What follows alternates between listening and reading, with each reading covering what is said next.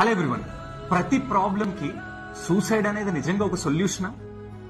ఈ మధ్య కాలంలో యూత్ అందరూ ప్రతి ప్రాబ్లం కి, అది ఎగ్జామ్స్ లో ఫెయిల్ అవ్వటం వల్ల కావచ్చు, మంచి ర్యాంక్ రాకపోవటం వల్ల కావచ్చు, లవ్ ఫెయిల్యూర్ వల్ల కావచ్చు, లేదా ఫినాన్షియల్ ప్రాబ్లమ్స్ వల్ల కావచ్చు, ప్రతి ప్రాబ్లం కి సూసైడ్ అనే ఆప్షన్ ని సెలెక్ట్ చేసుకోవటం ఎంతవరకు correct?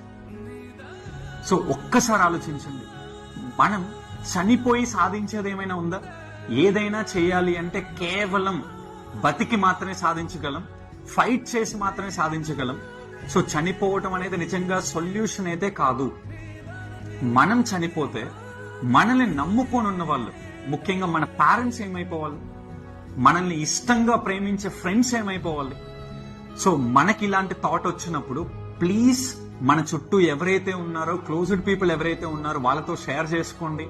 Either teachers or parents or friends, వాళ్ళు మిమ్మల్ని డెఫినెట్లీ ఈ ప్రాబ్లం నుంచి బయటకు తీసుకొచ్చే ఛాన్స్ ఉంటుంది.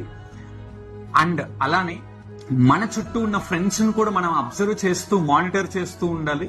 ఇలా ఎవరైతే డిప్రెషన్ లో ఉంటున్నారో, ఎవరైతే స్ట్రెస్ లో ఫీల్ అవుతున్నారో అలాంటి వాళ్ళని కొంచెం మోటివేట్ చేసి, అలాంటి వాళ్ళని సేవ్ చేయాల్సిన రెస్పాన్సిబిలిటీ కూడా మన మీద ఉంది.